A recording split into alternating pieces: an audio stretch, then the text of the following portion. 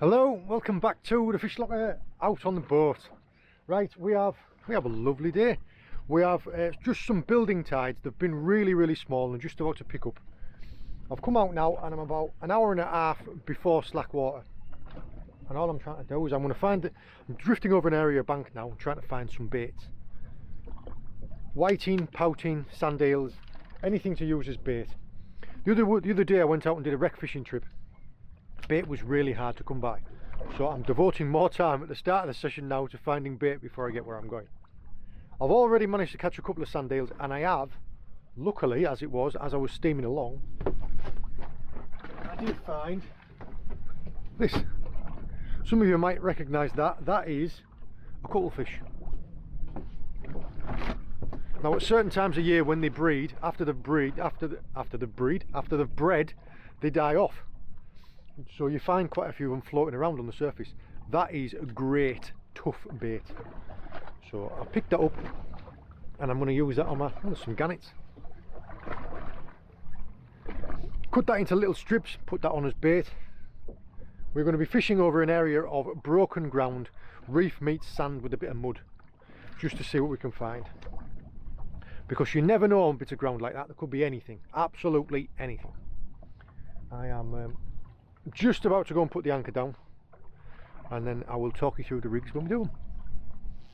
Put a set of bigger feathers down to try and catch whiting with a little bit of the cuttlefish on, and I think that I've probably picked up some sand eels on it.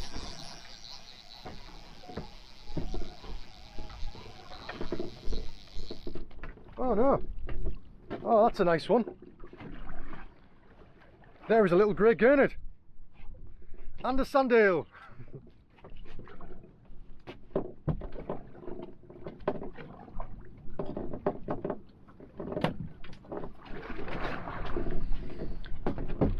These are just normal mackerel feathers, and I've just cut little tiny bits of the cuttlefish and I'm using it as bait. I do really like catching gurnards. They are a really pretty fish to look at. They're actually my wife's favourite fish as well. That is a grey. We do get a few species around here. We get greys, these, reds, tubs, and even streaked gurnards. American viewers might recognise this as being a sea robin. Ah, they're lovely, aren't they? Tail's a little bit chewed up. I think he's been fighting with someone. I'll put him in that tub and take a photo of him and send it to my wife. Yeah, that was all it was. Just very simply a set of baited feathers. I love fishing over areas like this. Like I say, you honestly never know what you might catch. Could be a flatfish, could be a bream, could be a mackerel, could be a bass, could be a taupe, could be an eel, could be...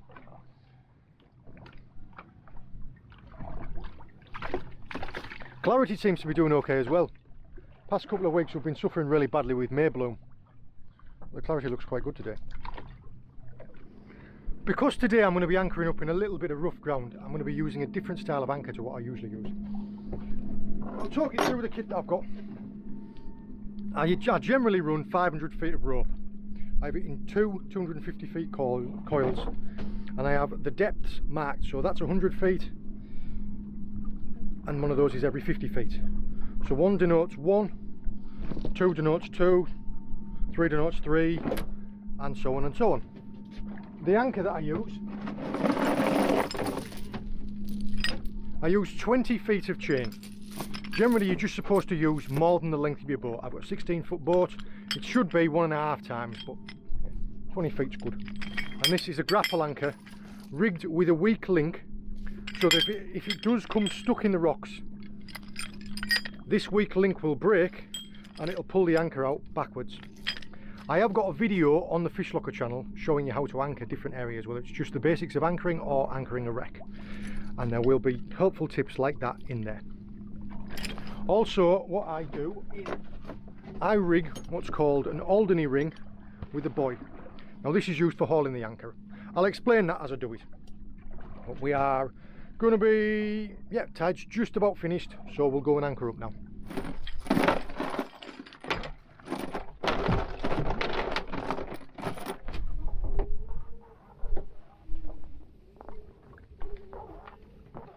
just dropped down with the baited feathers again. Gurnard number 2. This one's a red gurnard. I don't think I have to tell you why it's called a red gurnard. Whoa, easy, easy, easy. They are absolutely covered in spines. Lovely, aren't they? Got a stunning eye as well. A bright blue eye with like orange and yellow around it. So that's 2 species of gurnard. Put him down in this live bait tank.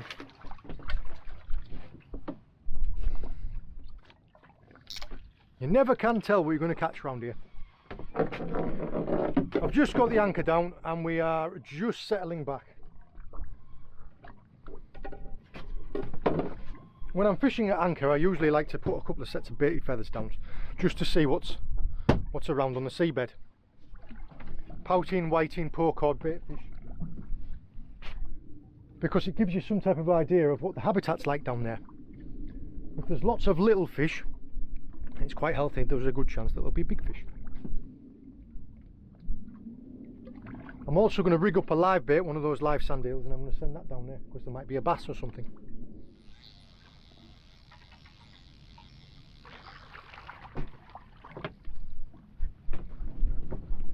There's a nice fat pouting. Perfect size for a conger bait, and if these guys are down there, conger will be down there.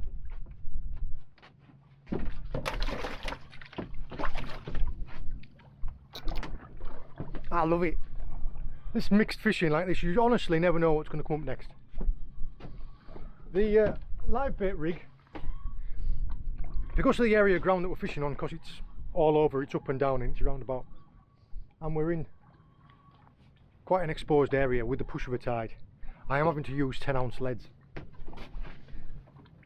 Now the live bait rig, normally, generally, usually, I would like to let it flow a little bit in the tide, but because there's so much tide, I'm not going to be able to do that.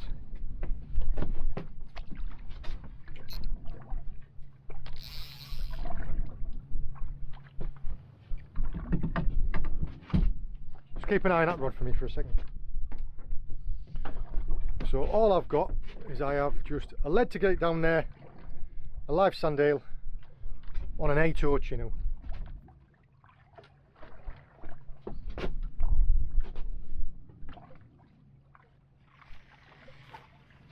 And all I'm planning on doing is suspending that probably 5 or 6 feet off the bottom, away from the dogfish and the pouting and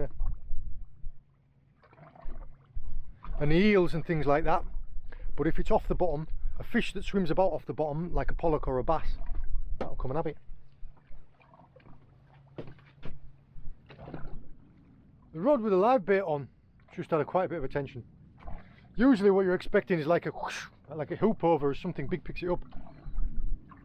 I think something small has just hit it there, look. Keep an eye on it and see what it does. Because quite often, if you've got a live bait on, if there's a predatory fish around there, the live bait will start panicking. So you'll see like an erratic bite as it tries to evade this predator. So yeah, there might be a bigger fish down there cruising around. Now that I've got a few baits, now I've got a few pouting, I'm going to switch over to the bigger baits. Try and get some scent trail going on down there. Get some bait and then get some scent going and see if we can't bring the bigger fish in. Yeah, what I'm going to do is I am experimenting with, I am hair rigging like a decent sized hook. So I can hook up the live bait to this and there is still a hook up, so when it swallows the live bait it'll get the other hook. What's life without a little bit of experimentation? Well, I found what it was that got the live bait. What a greedy sod that is.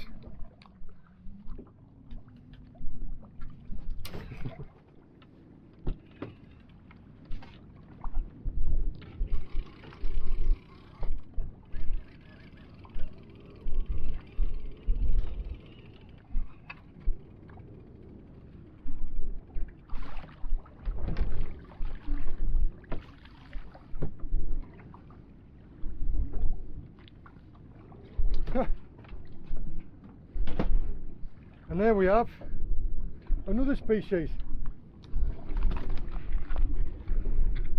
There's a ling. There, look.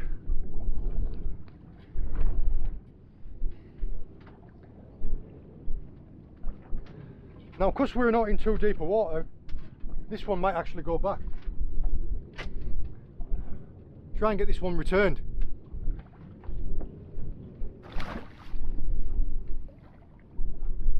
Oh, yes! Like I say, because I'm in half the depth that I'm usually fishing in for ling, they'll go back. Brilliant! So another species from the mark. Told you, you just honestly cannot tell. I thought originally that might have been what was having a go at this live bait, because I have caught quite a few ling on live baits before.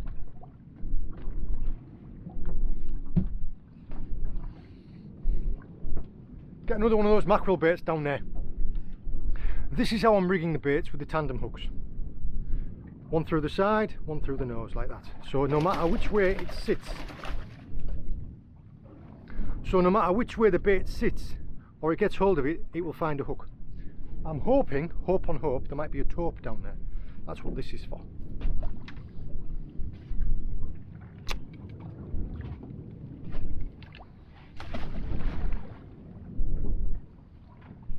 Wind across tide at the moment, so even though the boat's sat like this, the tide is going like that. Wind's going like that, wind's going this way, tide's going that way, we're sat this way.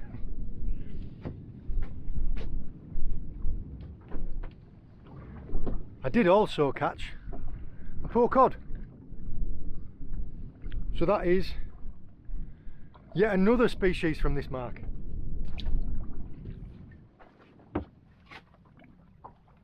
Whoa, that was a good bite.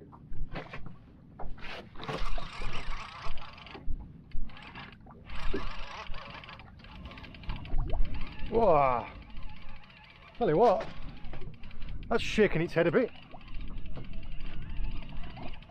Oh no, might have one on the live bait as well.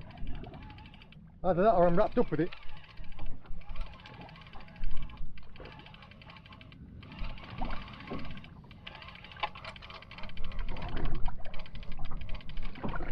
Huh. Would you believe it? All that aggressive bite, all that banging around, I'm down. All that banging around was a little tiny ling. And there, look, that tandem hook rigs work perfectly. See how the hook's taking it?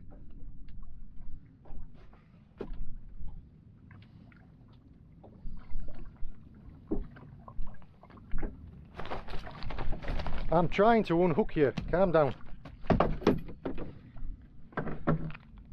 Hook out. There he is. Perfect. He's made a mash out of that, hasn't he?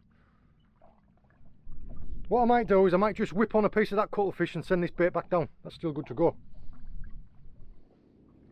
The tide swung us round, so I've re-anchored maybe about 200 yards away from where I was before. First drop with the baited feathers. Another lovely, well, very energetic red gurnard. They are just wonderful, aren't they?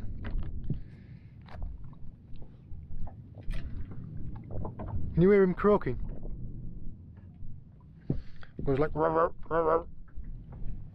All of these is a spike. Spikes on the back of the... Ow, ow, ow. Covered in spikes. Let's see if you can hear him croaking.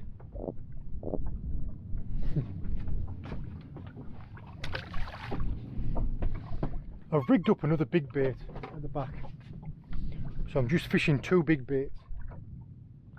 Just got our first good bite. First good bite on a big bait. Can you see it?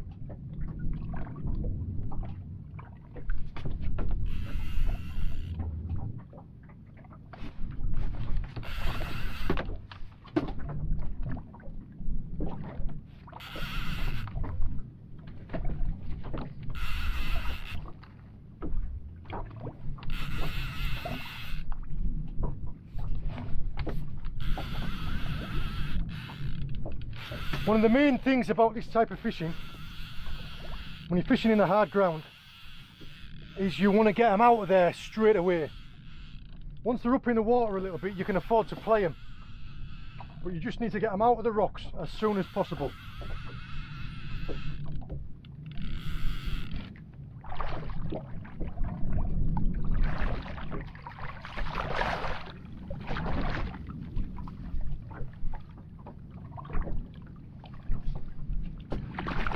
Looking round for my glove. That's a nice sized conger reel. It's a good start.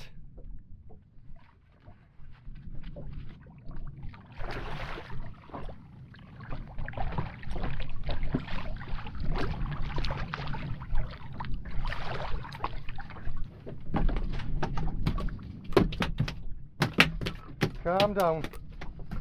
Just wants to cause a mischief, this one. There it is. All you do is you turn the hook out like that. There he is. There's no messing about with conger reels, they're straight back. They don't have a swim bladder like other fish, so they don't suffer with barotrauma. Just straight up, straight down.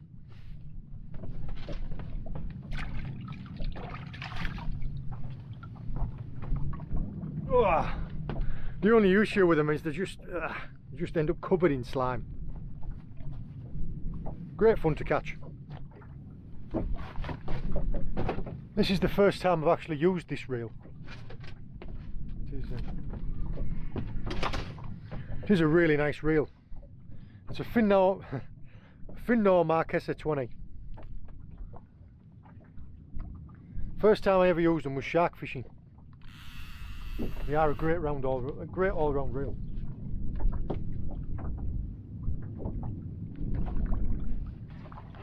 The fish do seem to be really finicky lately.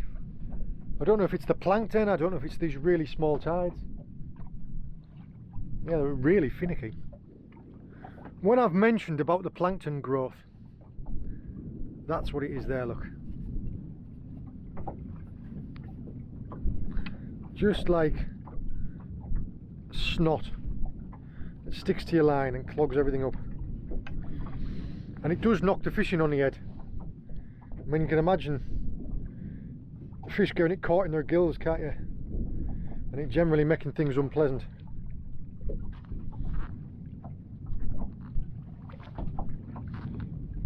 Whoa. There's another clump of it there, look. I think that we will go and change where we are. A change of mark. We haven't had a bite for half an hour, we'll go somewhere else. Hopefully find some clean water as well. Using the Alderney ring, the Alderney buoy, all you do there is you use the buoyancy of the buoy to lift the anchor for you. So it's on the anchor rope. The anchor rope is, if this is your boat here and this is your seabed, the rope is leading to the anchor with the buoy on it. As you steam away and pull the rope through, eventually you will end up with just the buoy right above the anchor. And as you keep pulling, it will pull the buoy under the water and the buoyancy will lift the anchor for you. That's the theory.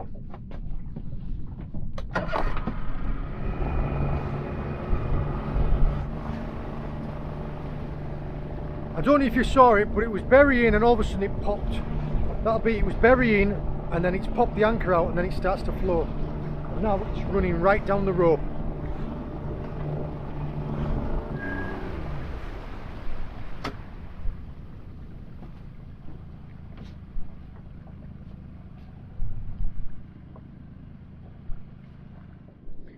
I've got myself anchored up on this new mark.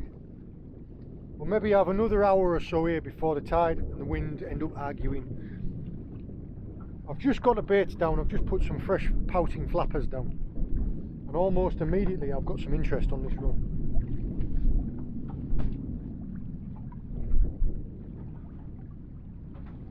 It's found a snag. There's an eel there and it's found a snag.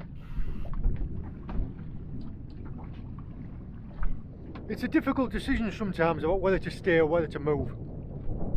because the mark where I was at before, I'd been there that long that I'd created a scent trail on the bottom. Any new mark that you move to, you're going to have to recreate that scent trail.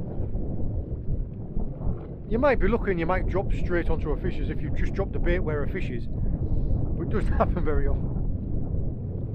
So I've just put fresh baits on, put fresh smelly baits, and hopefully that fish, there's two ways you can do it. If you lose a fish in the bottom, if you get stuck in the bottom or get stuck in a wreck, you can either pull to try and pull it out, or you can leave it some slack and hope that it comes out by itself.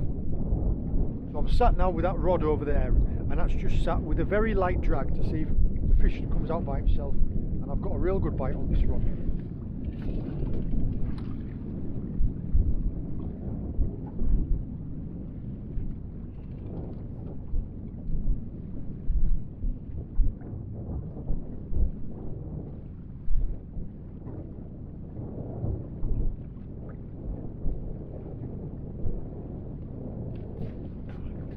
That's something small. Something aggressive, but something small.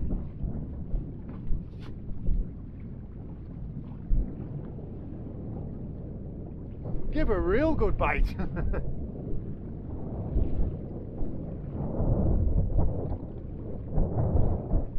This area that we've come to now, it's further inshore, so the tide's different in here. So we've got wind across tide. So the tide's going at an angle that way and the wind's coming this way.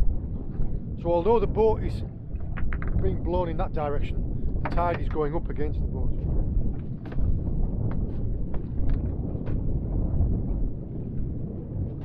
Yeah, that was a really aggressive bite. I don't know what that was. Possibly a really big pouty. We'll never know. It's back. Oh. Oh, I nearly took it out of my hands then.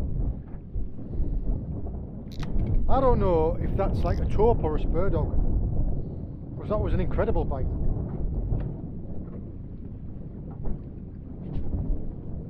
Try and make up a different rig real quick.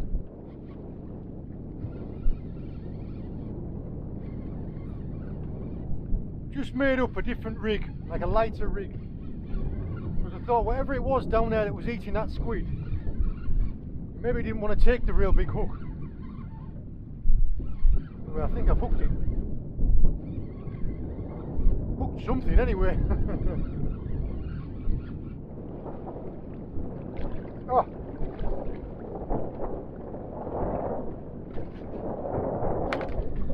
Well, that wasn't what it was. A little strap eel. That wasn't what gave me that other bite.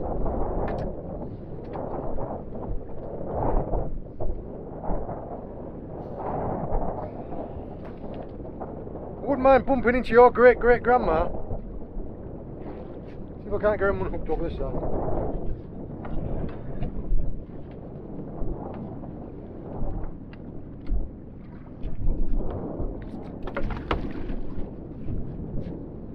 The little ones, like I say, are often the hardest one to unhook, because the bigger ones, you use their own body weight to pop the hook off. The small ones, they haven't got hardly any body weight. Yeah. Hopefully, that's a sign that it might be coming on the feed. Ah. Dogfish. I hope a group of these haven't just moved in.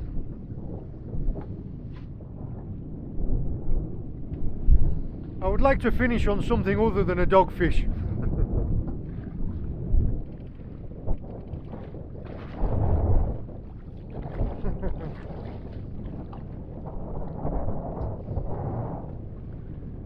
Well, a dogfish, but backwards.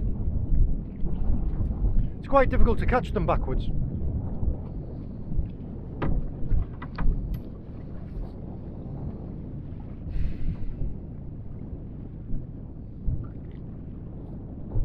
Well, lovely looking eyes.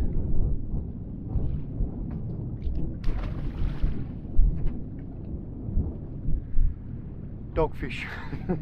I've just sent down a little scratching bait. and it's come up with a blue. I don't know if you can see the colours on its tail there, but they're like green and like electric blue and yellow.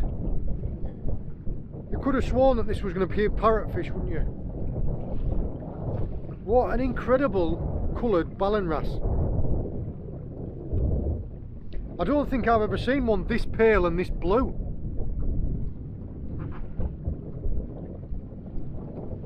What a stunner.